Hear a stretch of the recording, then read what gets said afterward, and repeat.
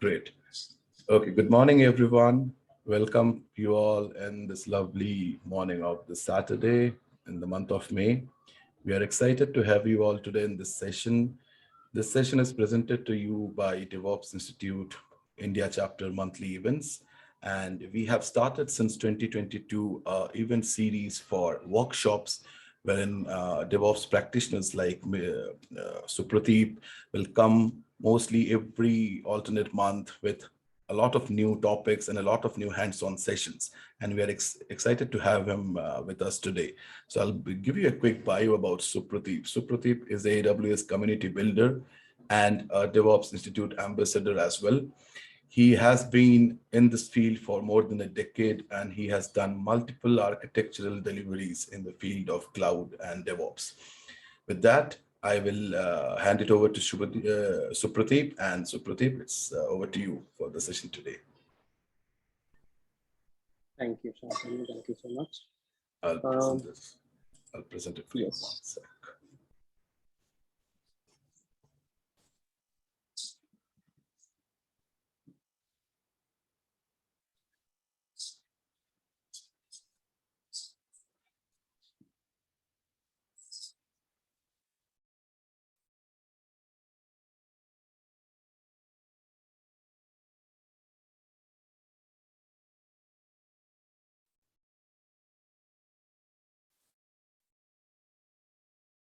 Okay.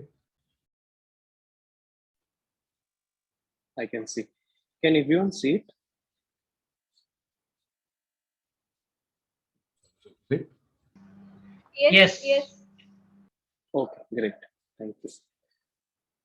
So, Shantanu, can you make it full screen? Okay, without wasting any time, I'll quickly start. So my introduction is already given by Shantanu, and many thanks to him for that. So our topic today is DevOps and DevOps on AWS. So we have two sessions, if you have noticed in our meetup chapter. The first one, this one would be more around the DevOps concepts, the DevOps inception, how DevOps kind of came in picture in software ecosystem, and what is DevOps on AWS? What are the different services that we have? Why Amazon at all, came up with all these DevOps related services and stuff? Can you go to the next one? So,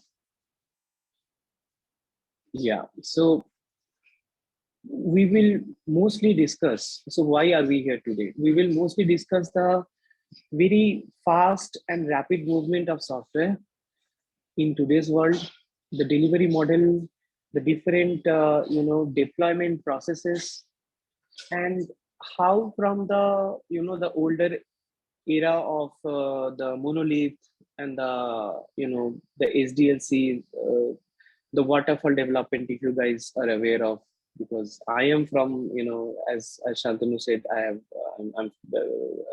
sort of 1.5 decade old, so in the software industry. So I've worked on waterfall era. So from there, how come we, with all the evolutions and everything, how we came to the latest era of DevOps and Agile and microservices and all that. And then we'll also talk a little bit about the different tools that are available, mostly with respect to AWS cloud. The next one. So now we start with our presentation, with our topic from here on. So why we have software moving very faster to these days.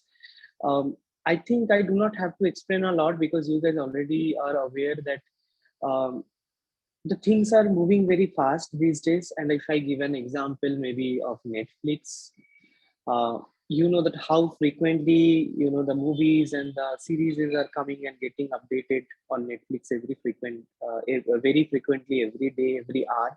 And more than me, you guys are aware that I'm pretty sure you guys are vivid network Netflix users. And from there, so I just want to take you through this journey, how it kind of started and how it has ended till today, how the movement and everything has been. So just to explain a bit more on how the softwares are moving faster today, you know that there are big software giants that are there in industry. Along with that, a lot of startups are also coming up, and a lot of entrepreneurs are there. Most of you must have visited the Shark Tank episodes, where you can see how India is kind of making their spot on the world map with a lot of startups and entrepreneurs with different kind of innovative ideas, and they are giving this competition to the giants with a very faster movement of their software, of their development, and quickly coming up with a lot of applications and software tools and stuff. So with that, with the different types of tools and stuff that are available today in the market, they're making it available for downloading on on your smart TV, on your smartphone, and in other smart devices. And moving very fast is very, very paramount to your ability to fight off the disruption, to come up with the competition, to reach to customer very, very fast. The next one, please. With that, I have actually jotted some examples.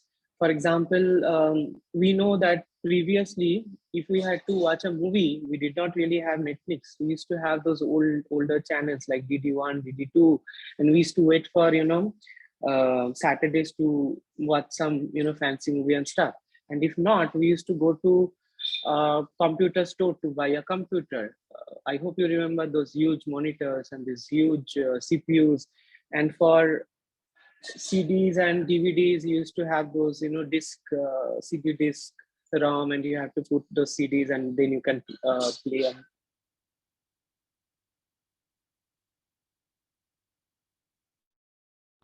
Now the era has changed, and you are actually have moved to mobile and Netflix and all these things, where the things are very, very fast and frequent, and you are getting the updates today morning you're probably using WhatsApp, and today night you're getting those updates instantly. There is some update on WhatsApp. So basically, just think about the change that is happening in the market. Now I will come to the software ecosystem and explain the same thing, what is required and what is happening. Shantanu, the next one. So we used to have this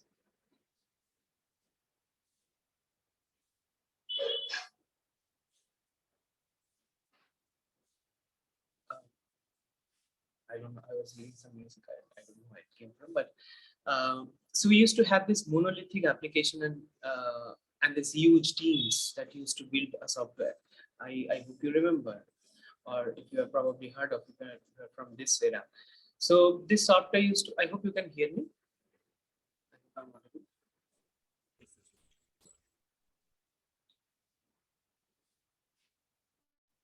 Okay, so, okay, thank you. So, so I have worked in monolithic applications in waterfall model. So the software plan used to start, for example, in Jan, and then we used to do all the requirement gathering, creating the design, architecture, and then development testing, and then finally deploying it to production. And it used to come in production by the end of the year or maybe the next year or something.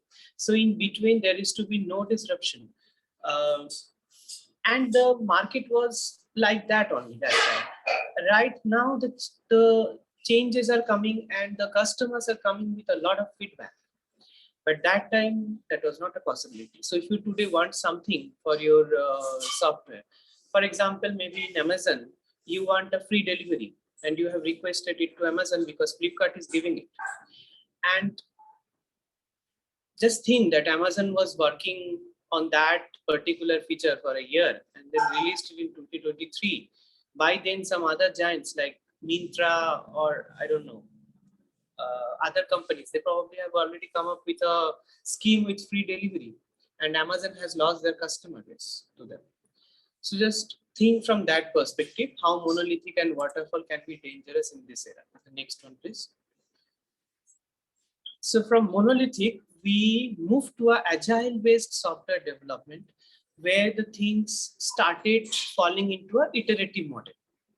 So iterative development means you are actually cutting short your development cycles. You are delivering your feature or your piece of functionality to your customers more frequently.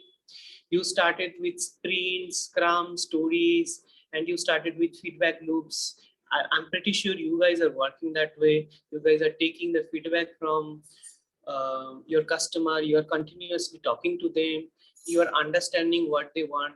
For example, um, on one UI, you probably would have several buttons, but it may possible that after 1 day or 2 days of production deployment, your customer will come to you and say that, see, this button needs to get changed, and from a button, you have to make it a drop down or a checkbox or something. Sorry, I'm hearing that voice again. Sorry, that music again. I don't know where it's coming. Okay, so no, since some Windows is starting or something, let me take a look.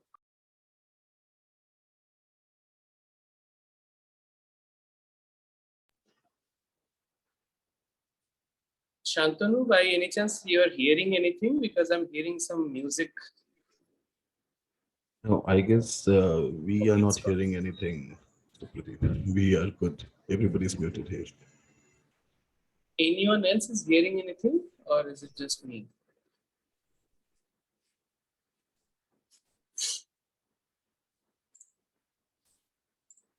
No, it's maybe something with the device, Supradeep, but we can only hear you. Okay. Just give me a second to rejoin.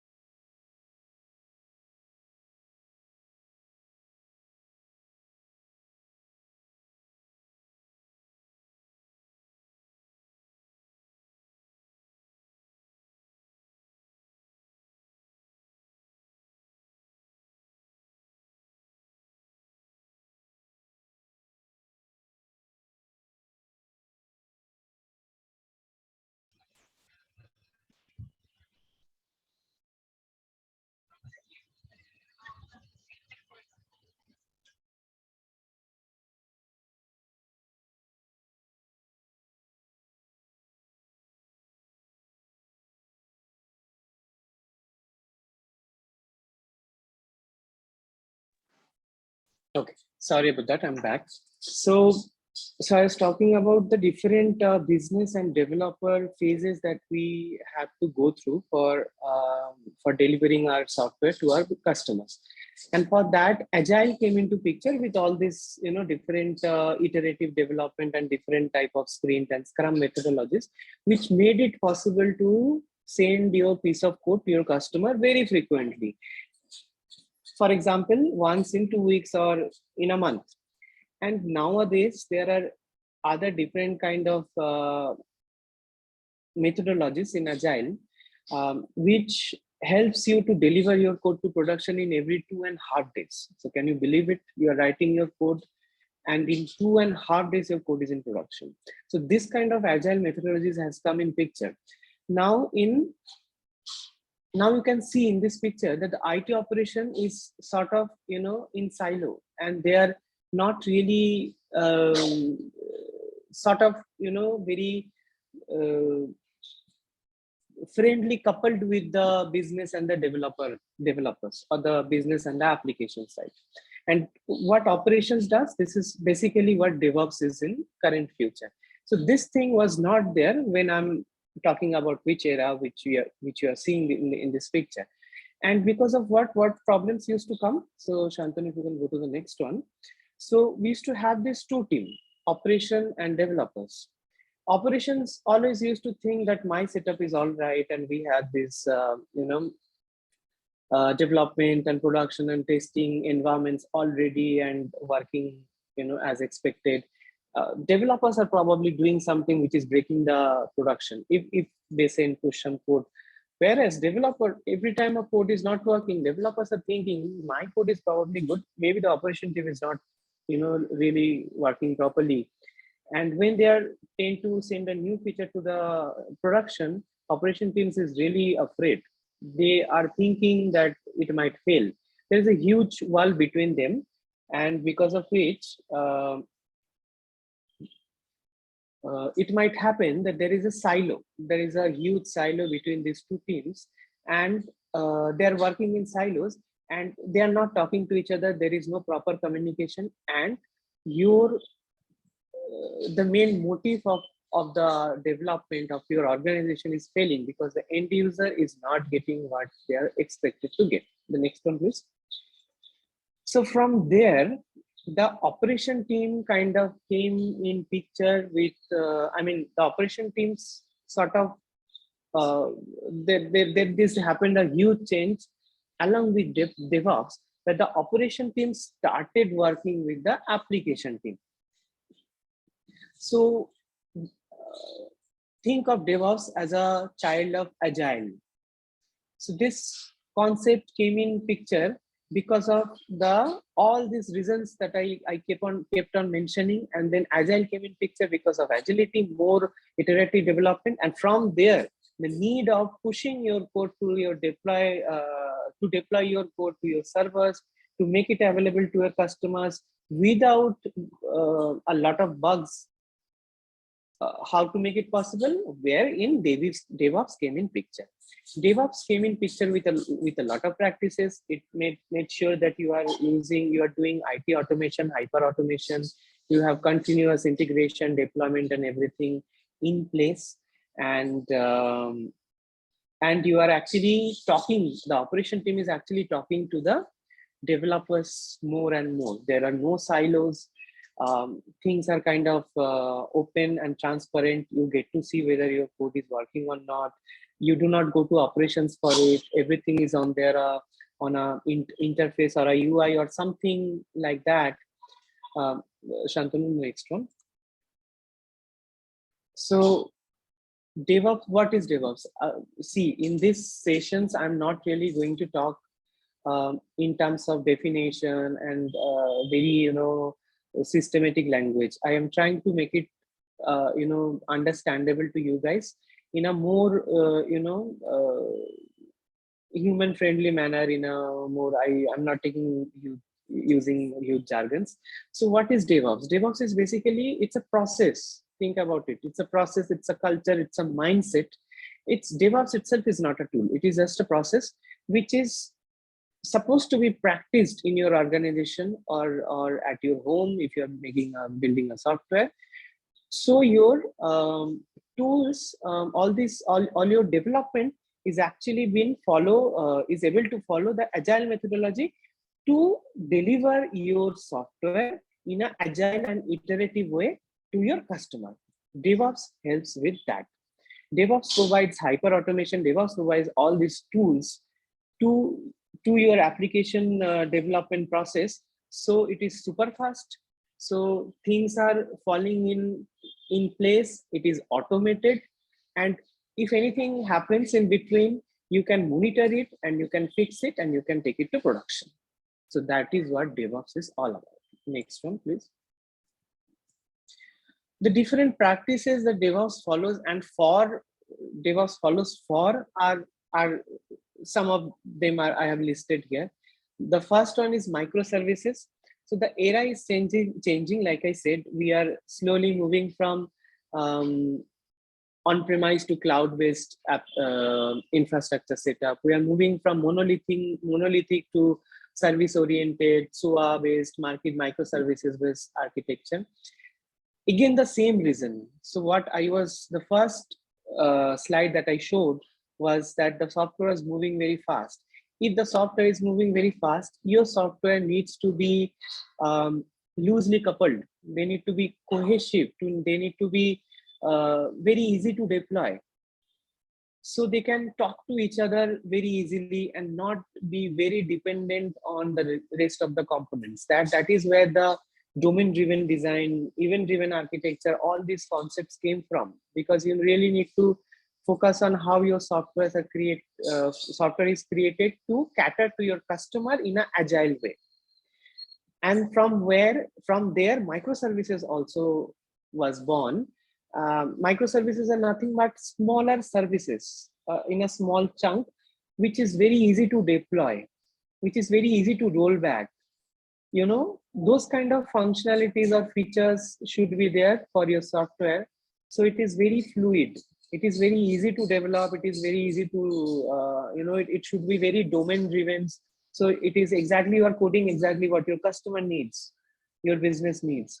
And these are all related to DevOps as well, because for microservices development, you need DevOps at each and every step. What is continuous delivery? I actually have different slides to describe delivery, integration, infrastructure as code, but I'll give a quick glimpse. So continuous delivery is basically when your complete pipeline. So what is your CI/CD pipeline? I'm sure you guys, you are all aware of it, but just to simplify, so from the starting point of your code, where you have checked in your code, till in your production where you're deploying that very code, how that entire process is actually orchestrated and monitored and taken care of, that is your CI/CD pipeline. Continuous integration, continuous deployment, or continuous delivery, whatsoever you call it, based on your business need, your organization need. So continuous delivery is when you have that entire pipeline ready, end to end. You can actually check in your code, and that code can get deployed in production. However, if you need a manual intervention by any developer or by any manager to send it to your production. What is continuous integration? It is just one step back of continuous delivery. It means that you are actually, all your codes are getting merged. They are getting tested. They are getting built. So till build phase, if you are like going continuous, then it's called continuous integration. Your code is getting integrated, getting tested. What is infrastructure as code? It is actually, so you have a lot of infrastructure to create as well. So in the previous era, like I was showing, that time we used to have these hardware engineers, network engineers, information system team, IS team. They used to take care of all these things.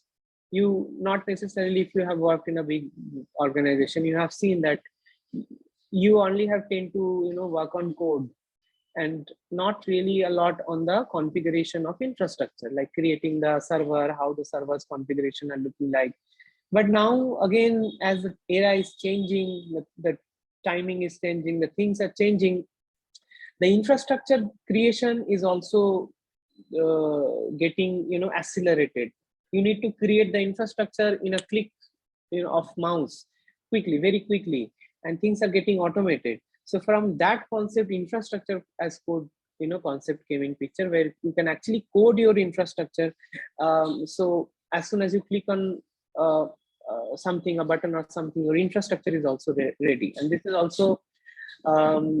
is also possible because of the cloud, different kind of clouds that are coming in for cloud for deployment. A lot of softwares are coming as cloud model, software as a service model, SaaS, PaaS model.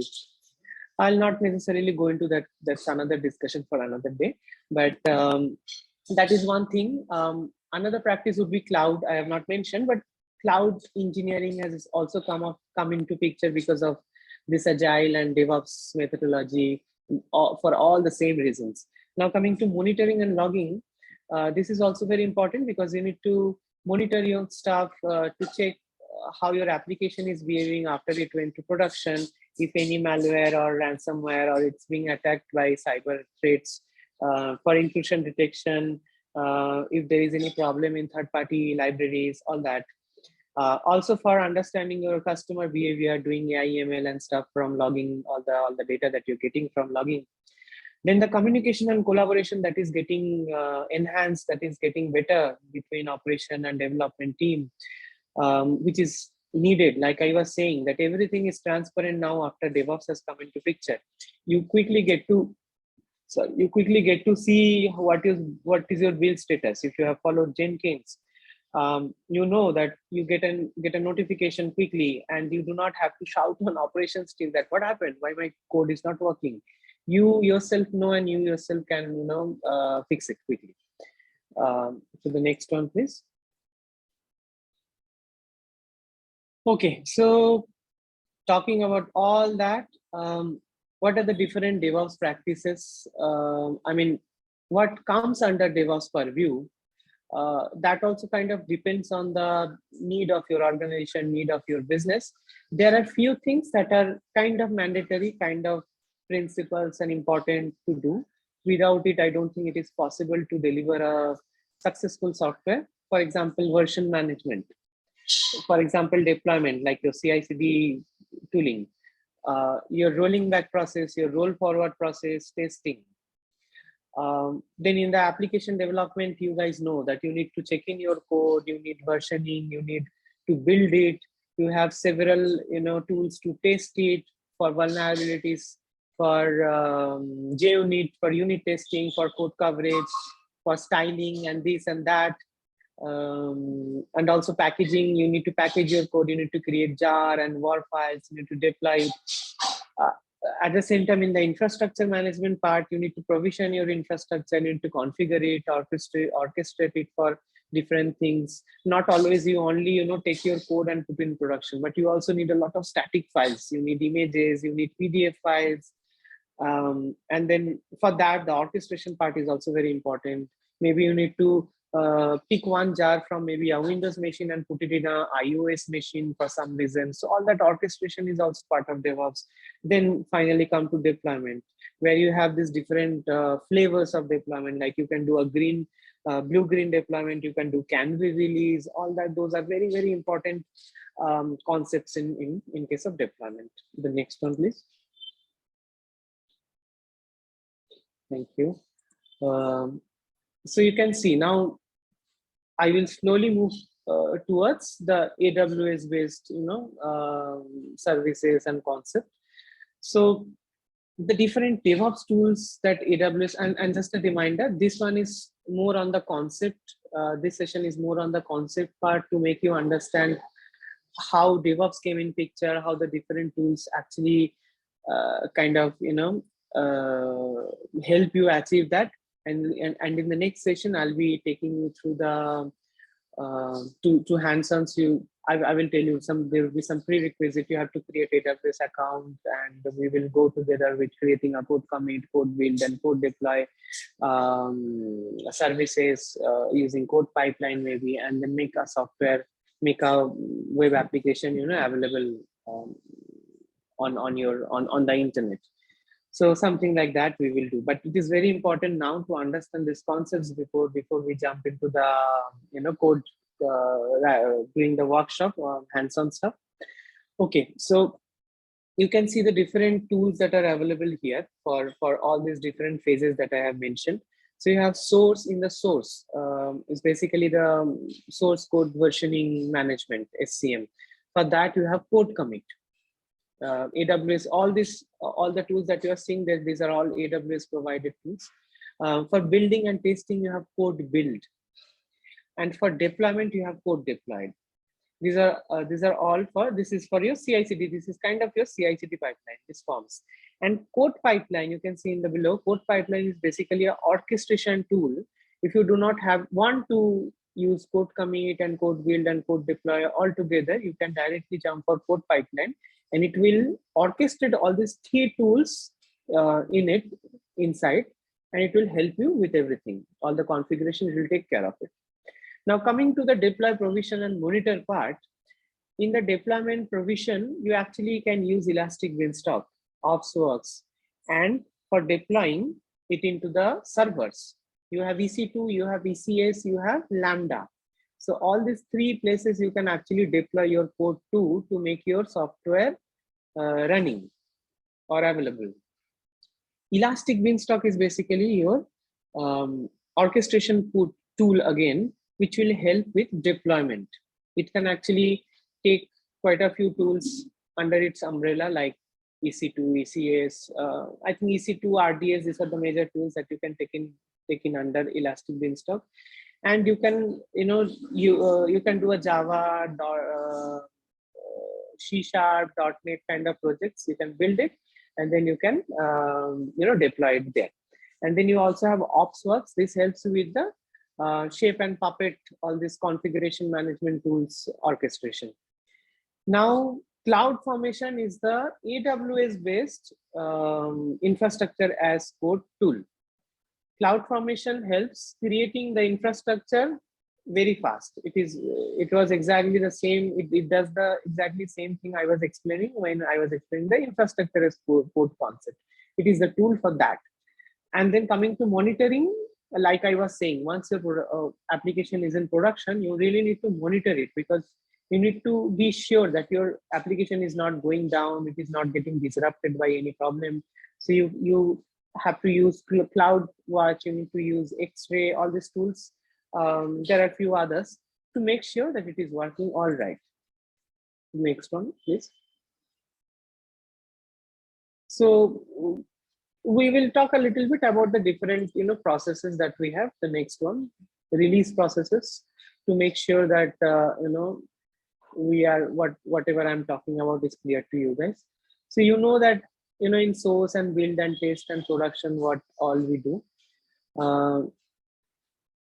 I think, I probably have just talked about it. So I'll move to the next one, not wasting much time there, because we might have some question later on. So this is what I was talking, but this is a pictorial representation for you guys so you can understand. So we have continuous integration, which, like I was saying, where you can actually integrate or merge all the developers' code. You can and then you can build it in a jar or something, and you can compile it and build it and all that. Now coming to the continuous delivery, it is actually a full-fledged automated pipeline that you have created, but maybe you have not tested it that well that you can send whatever you are writing without a manual intervention. You can send it to production.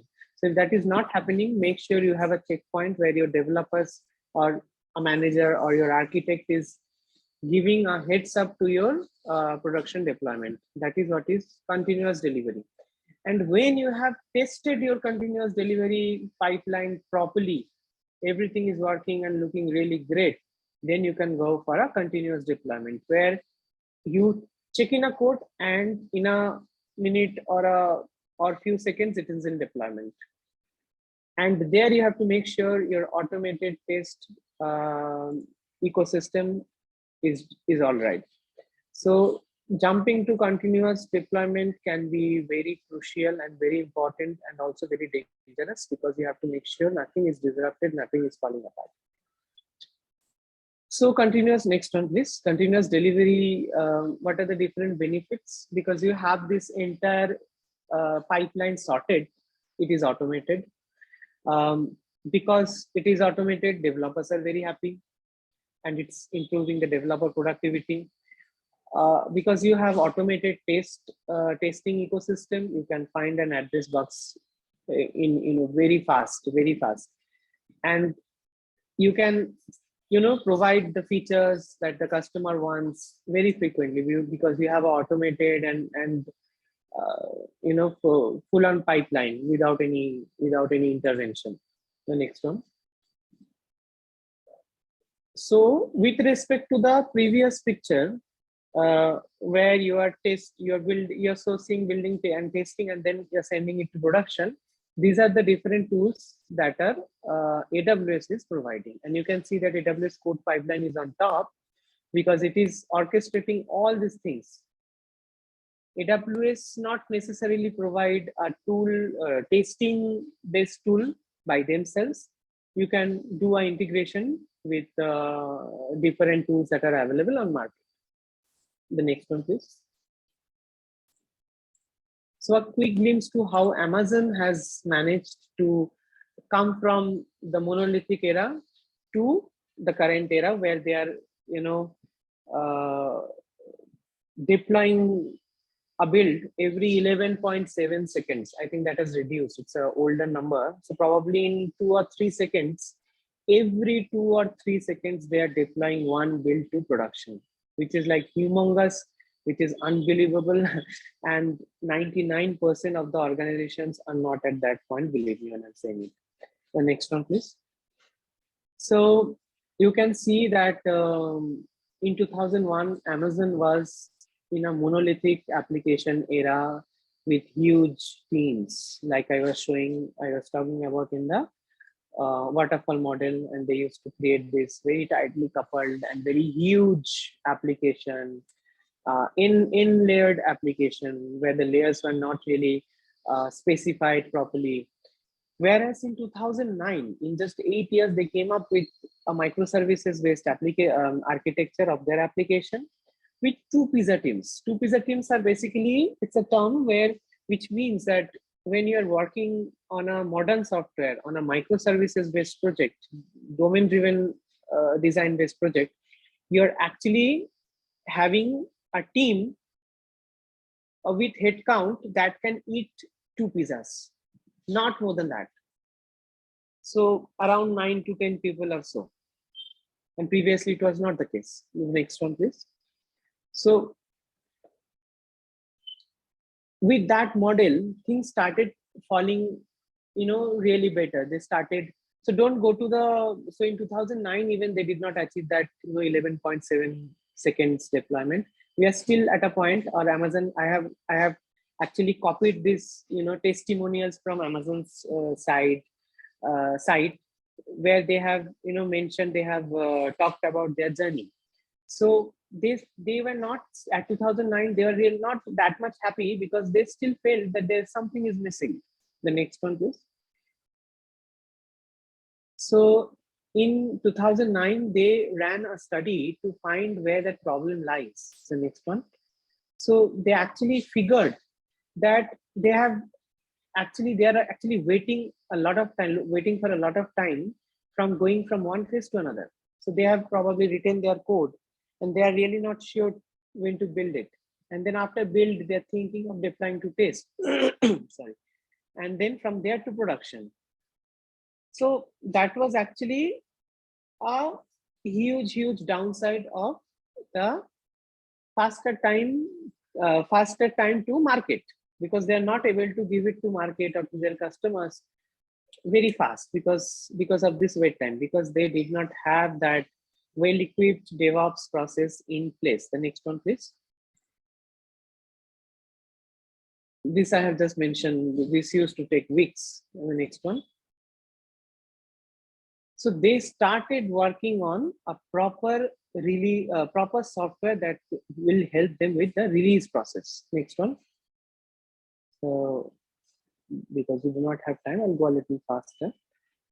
And they went for pipeline.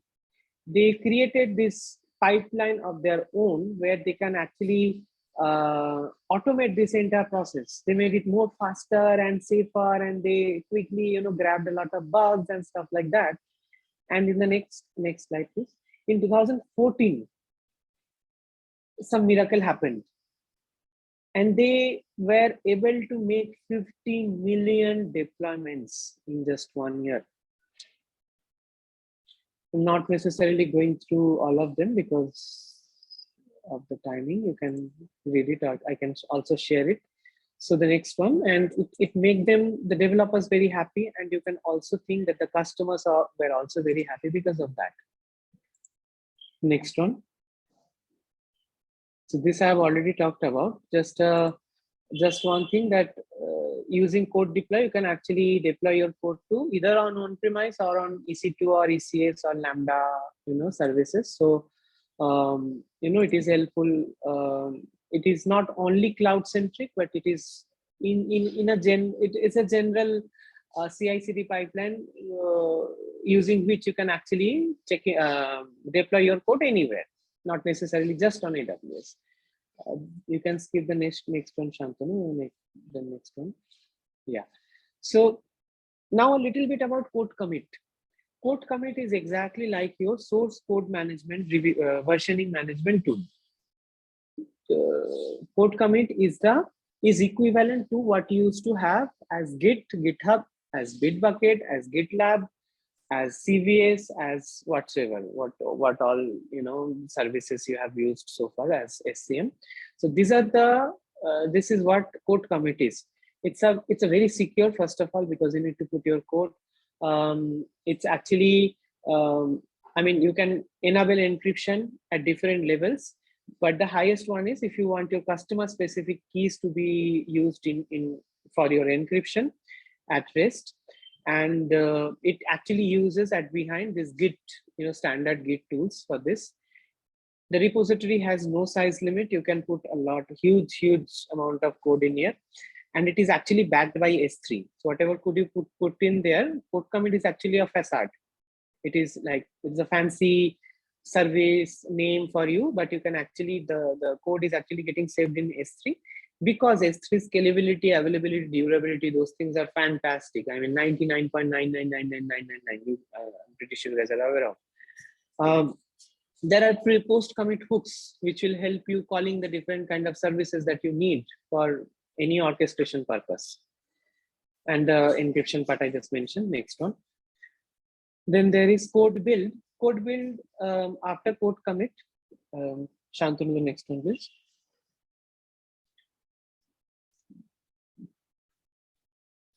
Thank you. So code build actually takes the code from code commit, and then it does the build exactly how Jenkins does.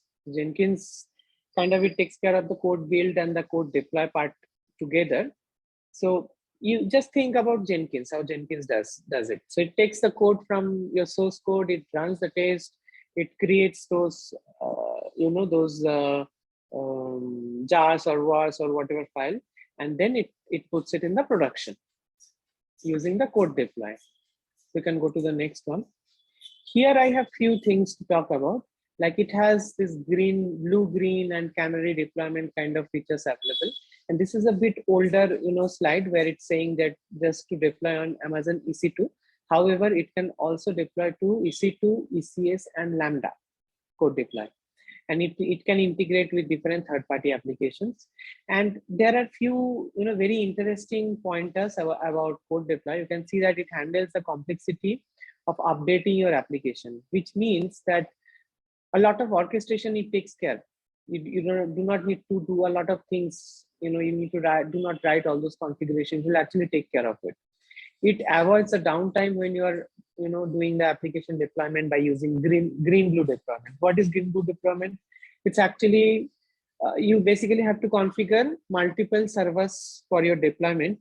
So if you are deploying your application into one server, the other server will still hold the older version of it, and it will successfully run for your customer. And once the newer version of your software is ready, then the older version will go off and the newer version will go up without any downtime. That's a very interesting topic, and these days many organizations are following it.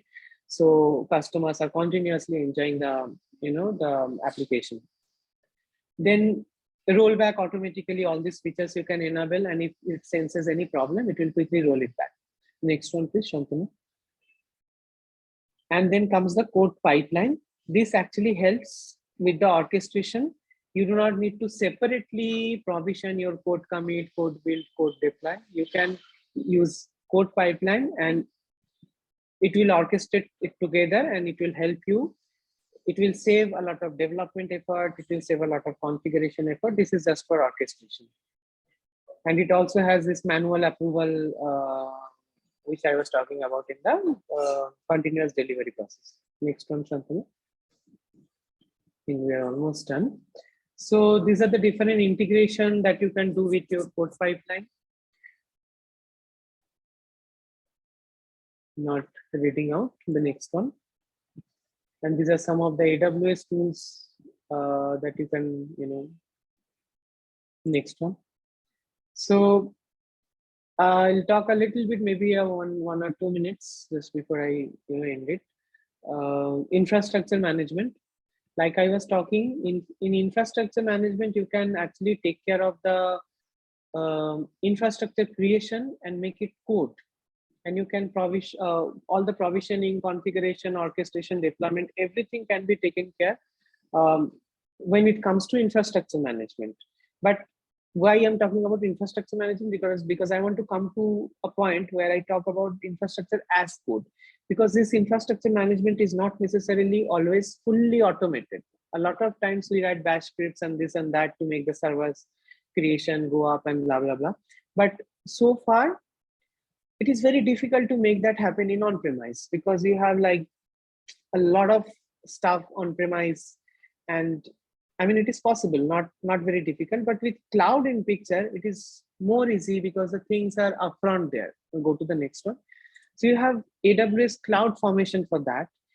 You can actually create a template and you can write your code, your infrastructure code, and Cloud Formation takes care of creating all those services and make it available very fast, very quickly, so your code can get deployed into the infrastructure that you have created using it. So this is a way of creating it. There are different tools available like Terraform. You have AWS CDK. You have you can also use SDK in a custom way. CloudFormation is the cloud native tool. You can actually write your JSON and YAML code and upload it in your CloudFormation service. CloudFormation will take care of creation of the infrastructure. The next one, please. So you can create, network, server, storage. Everything is actually your infrastructure. Everything can be created using infrastructure as code. This is your single source of truth. You do not need to write multiple code anymore. You have one code, and that code is always creating your infrastructure any moment, anytime you want. For example, if it got deleted by mistake, by any developer's mistake, you can spawn up that entire infrastructure by running this code. You can version control it, you can test it, you can run that code using your CI/CD pipeline also, which means you can have a CI/CD pipeline for your infrastructure code along with your development code, which is very, very interesting. Next one. These are just some general practices, from cloud perspective or software as a service or platform as a service perspective. So CI/CD you have to do, because that is very, very important for all the things that I mentioned. I'm not reading out everything here. Also try to go for infrastructure as code and make it and put it in repository, and start with continuous delivery. Once you have a very prominent and tested well continuous delivery pipeline, you can go for your continuous deployment pipeline. So that's it. I have tried to cover all important topics. I know it was very short time to talk about all these important things like microservices and infrastructure as code, CI/CD pipeline, DevOps, but I have tried my best. Now I'd like to hear from you. How are you feeling? If you have any question, if you need any clarification, I can help you. Please go ahead. Thank you, Harish. I think, guys, just to open the forum for questions if you have. This was more about an introduction to how DevOps in AWS work and DevOps in general works. It's majorly intended to give you a clarity of how the cloud providers that we consume are taking DevOps to the next level. So this was the whole outline of the session today. And in the follow-up session, Supradeep will do a hands-on demo on all of these services that you have seen today, how to map those services, how to integrate those services with each other, how to build an end-to-end DevOps chain, and using this AWS services. So if you got a crux of this, more like a CI/CD pipeline. Yes. Yeah, more on the CI/CD front. So then I'll say the next one is going to be more interesting, because you will see all these tools in action, how it works, and how companies who are working with AWS are consuming these services on a daily fashion. So that one will be more hands-on, and I will, so I'll share the prerequisites for that session once I get it from Supradeep. It is on the first week of June. I'll be revising this invite on Meetup for the June event, and Supradeep will be sharing back the prerequisites in terms of what you need in order to do it parallel to him. So your AWS account and the basic setup that needs to be in place so that the session works as fine. as expected. And I'll just open this forum for, I think we are almost on the clock. So if there are any questions, just let us know. And yes, to answer your question, MS, we will be sharing the recording of this session and the presentation once I get it from Supradeep on that meetup event. You can download it from there. Any more questions?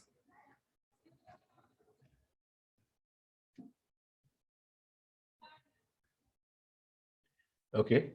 If not, then I think we are good today. Thank you, Suprati, for your time. It was a great, interesting introduction to this, and mostly for all the individuals who are landing up into a practice of DevOps. This is going to be a great introduction for this forum, and we will wait for the hands-on session next month.